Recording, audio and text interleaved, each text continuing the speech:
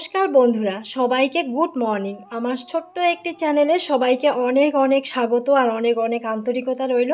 আশা করছি প্রত্যেকে যে যেখানে আছো সকলে ভালো থেকো, সুস্থ থেকো।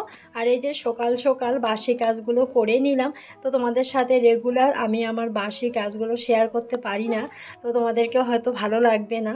তো যাই হোক, দেখো এই যে পাটকাঠি আনতে গেলাম, তো জানোই তো বাড়ির বউদের সকালে উঠে আর একটা কাজ থাকে, সেটা হলো বাসি কাজের মাঝেও থাকে, সেটা হলো রান্নাবাড়ি কমপ্লিট করা। তো এই যে দেখো উনুনের ঘরে চলে আসলাম পাটকাঠি নিয়ে।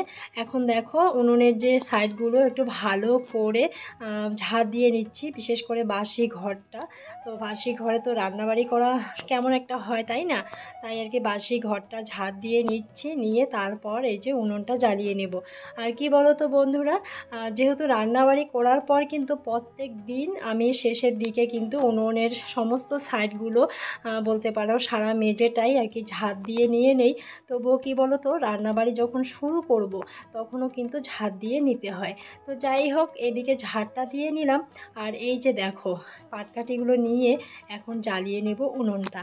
আর আজকে জানো তো আমার মুডটা ভীষণই অফ আছে, কারণ হাজব্যান্ডের সাথে একটু রাগারাগি হয়েছে, মানে মান অভিমানের পালা হয়ে গেছে। তো যাই হোক, ও সারাক্ষণ জানো তো বাইরেই এটা সেটা করে থাকে, কিন্তু আমাকে না বাড়িতে খুবই চাপের মধ্যে পড়ে যায়, কারণ এদিকে বাচ্চা সামলানো, এদিকে অনেক কিছু বলতেই পারো একটা বাড়ির বউদের অনেক কিছু কাজ থাকে, যেগুলো আমি তোমাদের সাথে ছোটো মোটো যেগুলো আর কি খুব মানে নিত্য প্রয়োজনীয় কাজ সেগুলোই শেয়ার করি।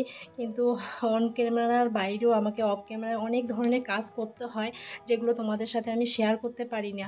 আর সব সময় আমি ক্যামেরা নিয়েও থাকতে পারি না, কারণ জানোই তো জয়েন্ট ফ্যামিলিতে থাকতে গেলে অনেকটা সময় দিতে হয়, সমস্ত দিকটাকে সামলিয়ে নিতে হয়। তো বুঝতেই পারো এই নিয়ে তোমাদের মানে সরি, আমার হাজব্যান্ডের সাথে একটু রাগারাগি হয়েছে। তো যাই হোক, ওরা পুরুষেরা না মাঝে মধ্যে একটা কথাই বলে যে বাড়ির বউদের আবার কী কাজ, ধোয়া কাচা মাজা ঘষা রান্নাবাড়ি এটুকুই, ঘর মোছা ঠাকুর মোছা আর ঠাকুর পুজো দেওয়া এটুকুই। তো দেখো শুধু এটুকু কাজ করলেই কি সমস্ত কিছু সমাধান হয়? হয় না কিন্তু। তো যাই হোক, জানি না তোমাদের বাড়ির পুরুষেরা কীরকমভাবে সমস্ত কিছু বিচার করে, কিন্তু আমার হাজব্যান্ড মাঝে মধ্যে একদম এইভাবেই কথা বলে। আর আমি না ভীষণই রেগে যাই ওর উপর, তাই একটু রাগ করেছে জানো তো। তো যাই হোক, আজকে না সঙ্গে থেকো, যতটুকু পারি তোমাদের সাথে কাজগুলো শেয়ার করব।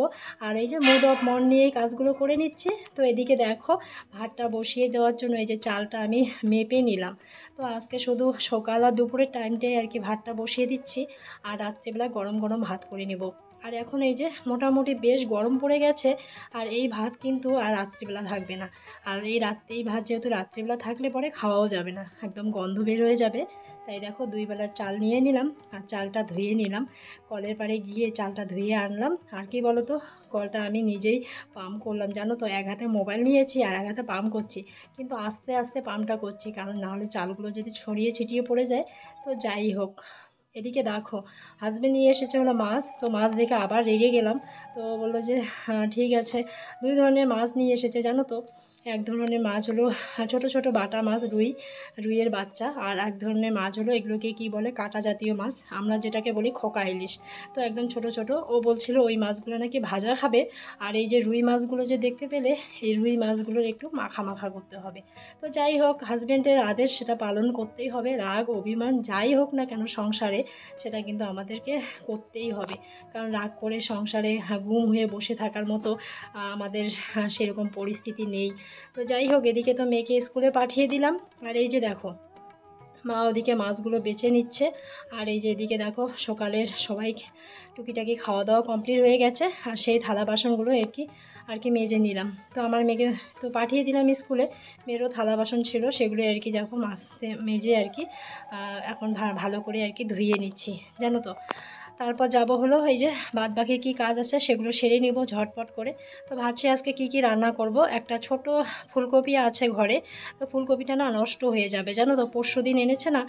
আর ফুলকপির উপরটা একটু না কালো কালো হয়ে গেছে, বলতে পারো কেমন জানি একটা হয়ে গেছে। তো ভাবছিলাম ফুলকপিটা না হলে নষ্ট হয়ে যাবে, যেহেতু কিনে এনেছে, আর এখন না সবজির দাম অতটা একটা নেই, বিশেষ করে ফুলকপি বাঁধাকপির দামটা খুবই কমে গেছে।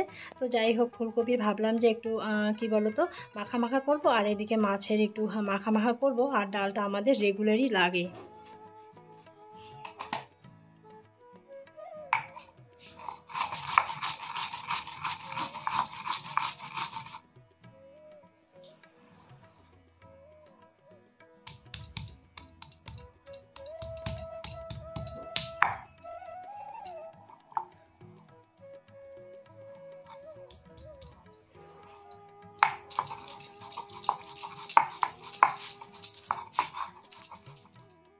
থালা বাসনগুলো ধুয়ে নেওয়ার পর থালা বাসনগুলো একটু জল ঝরানোর জন্য বারান্দার মধ্যে রেখে দিলাম। তো জলটা যখন ঝরে গেল থালা বাসনগুলো নিয়ে গিয়ে গ্যাসের রান্নাঘরে স্ট্যান্ডের মধ্যে সুন্দর করে সাজিয়ে নিলাম। তারপর এই যে চলে আসলাম আমাদের উনুনের রান্নাঘরে। এসে আগে ফুলকপি আর আলুটা কেটে নিলাম। তো ফুলকপিগুলো ছোট ছোট টুকরো টুকরো করে কেটে নিয়েছি, সাথে 2-3টে আলুও কেটে নিয়েছি। আর এই যে দেখো, রান্না করার আগে ফুলকপিটা একটুখানি ভাপিয়ে নিলাম। আর যেহেতু ফুলকপির মধ্যে এত মেডিসিন দেওয়া থাকে, ফুলকপি রান্না করার আগে একবার ভাপিয়ে নেওয়াটাই বেশ ভালো হয়। তো যাই হোক, এদিকে সবজিটা বসিয়ে দিয়েছি, সাথে 2-3টে টমেটো দিয়ে দিয়েছি। দেখো সবজির কালারটাও সুন্দর এসেছে। আর এদিকে সবজিটা দেখো নাড়াচাড়া করে নিলাম ভালো করে। তারপর মোটামুটি একটু জল দিয়ে কষিয়ে নিয়ে তারপর যতটুকু জল লাগে সিদ্ধ হওয়ার জন্য ততটুকু জল দিয়ে মাখা মাখা করে নামিয়ে নিলাম। এই যে কড়াইটা ধুয়ে নিয়ে এখন দেখতেই পাচ্ছ মাছগুলো একদম ধোয়া হয়ে গেছে। হলুদ লবণ দিয়ে ভালো করে মেখে নেওয়া হয়ে গেছে। এখন চলো কড়াইতে তেল দিয়ে দিলাম। তারপর এই যে এক এক করে লবণ হলুদ মাখিয়ে রাখা মাছগুলো কড়াইয়ের মধ্যে দিয়ে দিচ্ছি। আর দেখতেই পাচ্ছ কড়াইটা একদম দাউ দাউ করে জ্বলছে। দেখো কি গরম হয়েছে কড়াইটা। তো যাই হোক, যত বেশি কড়াই গরম হবে, তেলটা যত বেশি ভালো করে গরম হবে, তত কিন্তু কড়াইতে একদমই মাছ হোক যে কোনো সবজি হোক লেগে যায় না। তো যাই হোক, বিশেষ করে মাছ রান্নার ক্ষেত্রে তেলটা ভালো করে গরম করতে হয়। আর আমি কিন্তু সেভাবেই করি। আর এই কথাটা আমার শাশুড়ি মা বলে যে আগে তেলটা ভালো করে গরম করে তারপরে মাছ দিতে হয়। তো যাই হোক, আমার তেলটা কিন্তু ভীষণই গরম হয়েছে, কারণ দেখতেই পেলে একদম ধোঁয়া উঠছে কড়াই থেকে। মাঝে মধ্যে আমার ভয় হয় জানো তো, এরকম করে আমি অনেকবার ঠকে গেছি। কড়াইতে খুব গরম যখন হয় তখন আমি কড়াইতে যখন সবজি বসিয়ে দিই না, তখন কড়াইয়ের মধ্যে আগুন জ্বলে ওঠে জানো তো। এরকম অনেকবার ঠকে গেছি, তাই আর কি সেইভাবে আর কি দিই না। তো যাই হোক, আজকেও সেই রকম হয়ে গেছে, কড়াইটা একদম প্রচণ্ড পরিমাণে গরম হয়ে গেছে। তো এই যে দেখো, এক ভাগ মাছ আমি ভেজে নিলাম। তারপর বাদবাকি মাছগুলো এই যে দিয়ে দিচ্ছি কড়াইয়ের মধ্যে। তার আগে একটুখানি তেল দিলাম, কারণ কড়াইতে না তেলের সংখ্যাটা কমে গেছে। তো মোটামুটি তেল দিয়ে বাদবাকি মাছগুলো আর কি ভেজে নিলাম। তো এই যে কাঁটাওয়ালা মাছগুলো, যেগুলোকে খোকা ইলিশ বলে, সেগুলো তো ভেজে নিয়েছি। কড়াইয়ের মধ্যে আর একটু তেল দিয়ে দিলাম। তেল দিয়ে একটু তেলটা গরম করে নিয়ে তারপর এই যে ছোট ছোট রুইয়ের বাচ্চাগুলো দেখেছো, সেই রুইয়ের বাচ্চাগুলো না কড়াইয়ের মধ্যে দিয়ে ভালো করে নাড়াচাড়া করে ভেজে নিলাম। তো সমস্ত মাছগুলোই আমার ভাজা হয়ে গেছে। তারপর এই যে বড় একটা বাটি দেখেছো, এই বাটির মধ্যে সমস্ত মাছটাই নামিয়ে রাখলাম। তারপর দেখো পেঁয়াজ বাটা করেছি ও রসুন বাটা করেছি, সেগুলো দিয়ে দিলাম। সাথে কয়েকটা টমেটো কেটে রেখেছি মাছে দেওয়ার জন্য, সেগুলো দিয়ে দিলাম। আর এখন দেখো হলুদ লবণ দিয়ে দিচ্ছি। তারপর একটু নাড়াচাড়া করে নিব। আর ওই যে প্রথমে আমি জিরে বাটা আদা বাটাটা করে নিয়েছি, ওটা একটুখানি পরে দিব। আগে এই যে মানে টমেটো আর সাথে হলো পেঁয়াজটা একটু ভেজে ভেজে নেই, তারপরে এই যে জিরে বাটাটা আর আদা বাটাটাও দিয়ে দিলাম।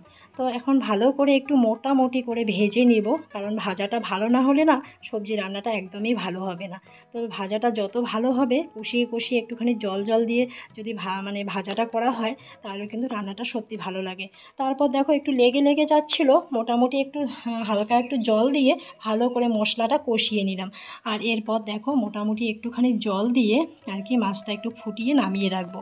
তো দেখো জল দেওয়া হয়ে গেছে, একটু নাড়াচাড়া করে দিচ্ছি। কারণ বেশি জল দিলাম না, কারণ যেহেতু আমি একবেলার জন্য মাছটা করে নিচ্ছি, মাত্র 7-8টা পিস আছে মাছের, আর সেটাই আর কি দিয়ে দিচ্ছি। তো যাই হোক, আর রাত্রিবেলা ওই যে ভাজা মাছ আছে, সেগুলো আর কি সবাই মিলে খেয়ে নেব। আর এখানে দেখো, আমরা কিন্তু বাজার থেকে না শুকনো লঙ্কা কিনে এনে রোদ্রের মধ্যে শুকিয়ে তারপর এই যে মিক্সারে করে মানে গুঁড়ো করে নিই। তো সেই গুঁড়োটাই তোমাদেরকে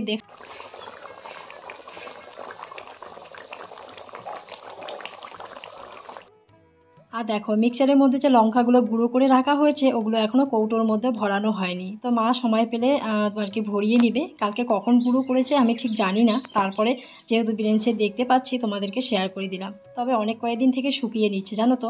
আর এখন যেহেতু মোটামুটি বেশ রৌদ্র পড়ে না, এখন কিন্তু অসুবিধা হয় না। 1 রোদ বা 2 রোদের মধ্যে লঙ্কা কিন্তু শুকিয়ে যায়। তো এদিকে দেখো মাছটা আমার হয়ে গেছে। প্রথমে মাছটাকে একটু ভালো করে ফুটিয়ে নিলাম, নিয়ে এই যে দেখো মাছটা এক এক করে আমি নামিয়ে নিচ্ছি। তারপর এই যে আমাদের ওই রান্নাঘরে নিয়ে যাব সমস্ত কিছু। তারপরে তো জানোই অনেক ধরনের কাজ থাকে। এই যে মাছের ঝোলটাও ভালো করে এই যে কড়াই থেকে নামিয়ে নিলাম। তারপর এই যে দেখো সমস্ত রান্নায় আমার কমপ্লিট হয়ে গেছে। চলো তোমাদের সাথে শেয়ার করি কি কি রান্না করেছি। ডালটা আমার রেগুলার লাগে, যেহেতু ডাল আমার শ্বশুরমশাই, আমার মেয়ে, আমার বর সবাই মিলে পছন্দ করে, তাই ডালটা আমি করে নিই। তো এদিকে দেখো এই যে ফুলকপি আর আলু মাখাটা করে নিয়েছি। আর সাথে হলো এই যে মাছ, তো মাছের সবজিটা তোমাদেরকে দেখিয়েই দিলাম নামানোর সময়। তো যাই হোক, ফুলকপিটা কিন্তু দেখানো হয়নি। তো চলো, এই যে মাছ রান্না কমপ্লিট হয়ে গেছে। তো ঝোলটা একটু ভালোই লাগছে দেখতে, দেখো টমেটো দিলে না সত্যি সবজির কালারটাই আলাদা রকম হয়ে যায়। তো চলো, সমস্ত কিছু একটু সুন্দর করে ঢেকে রাখলাম। তারপর এই যে দেখো, সবার জন্য ভাত রেডি করেছি। একটা থালা তোমাদেরকে দেখিয়ে দিচ্ছি, এটা হলো বাবার থালা। আর বাবার একটা বাজে স্বভাব জানো তো, খাওয়ার সময় কাঁচা লঙ্কা বাবাকে লাগে, কারণ বাবার এই যে সুগার আছে। তো তবুও কিন্তু আমরা এই যে বাবাকে যে কোনো আর কি আলু আর অন্য কোনো কিছু খেতে দেই না, তবু মাঝে মধ্যে একটু বাবা বলে একটু খাই। তো যাই হোক, একটু সুগারটা যেহেতু বাবার নর্মালি আছে, তাই আর কি মাঝে মধ্যে একটু যখন চায় তখন দেই। তবে হ্যাঁ, বাবা কিন্তু মিষ্টি চা কখনো খায় না, যে কোনো মিষ্টি হোক, যে কোনো মিষ্টি জাতীয় জিনিস খায় না। তবু আর কি সবজির মধ্যে একটু আলুটা মাঝে মধ্যে আর কি খেতে চায়, তখন আমরা দিয়ে দিই। তো আজকেও আমি বাবাকে 2 টুকরো আলু দিয়ে দিয়েছি। তো যাই হোক, শাশুড়িমা দেখলে আবার বোকাও দিবে, তো শাশুড়িমা খেতে দেয় না। তো মাঝে মধ্যে আমি আর কি দেই, যখন সবারই তো একটা মন বলতে কথা থাকে, তাই না? তো সবসময় দেই না। তো যাই হোক, এরকম করে না অনেকটা দিন বাবার জন্য আমি এক্সট্রা এক্সট্রা করে সবজি রান্না করতাম। যখন বাবার খুব সুগার ধরা পড়েছিল, বাবার জন্য একদম পুনরায় ডাক্তারি মতে সবজি করা হতো। আর এখন যেহেতু সুগারটা অনেক দিন থেকে নর্মালি আছে, এখন কিন্তু আর সেরকমভাবে করি না। তো চলো, এই যে দেখো, খাওয়া দাওয়া সবার হয়ে গেছে। তারপর জানোই তো, খাওয়া দাওয়ার পর এক গাদা কাজ পড়ে থাকে, সমস্ত কিছুই একদম ঝটপট করে করে নিয়ে একটু রেস্ট নিয়েছিলাম জানো তো। তো যাই হোক, এদিকে রেস্ট নেওয়ার পর দেখছি বেলা বেশি নেই, এখন বাজে হলো 5টা, একটু বাদে সন্ধ্যা লেগে যাবে। আর ঘরে দেখো অন্ধকার অন্ধকার হয়েই এসেছে। তারপর এই যে দেখো, একটু ঘরেগুলো সমস্তটা একটু ঝাড় দিয়ে নিচ্ছি। তো চলো, আজকের মতো এখানে রাখছি। সকলে ভালো থেকো, সুস্থ থেকো, সাবধানে থেকো। Good night.